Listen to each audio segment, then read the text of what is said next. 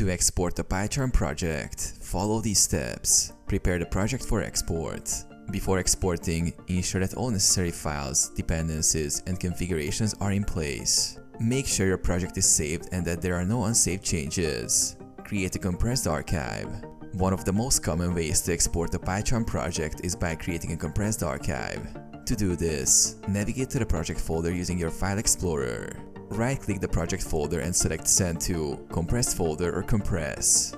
This creates a zip or tar file containing all the project files. Export to GitHub. You can also export your project to a GitHub repository. Initialize a Git repository for your project. Commit your project and push it to a GitHub repository using PyCharm's built-in Git functionality or the terminal. Go to VCS, Git, Commit, write the commit message, and push the changes to the remote repository. Export the environment. If you want to export your virtual environment along with the project, you can create a requirements file by running the following command. This will list all the installed packages in your environment, which can be used to replicate the environment later.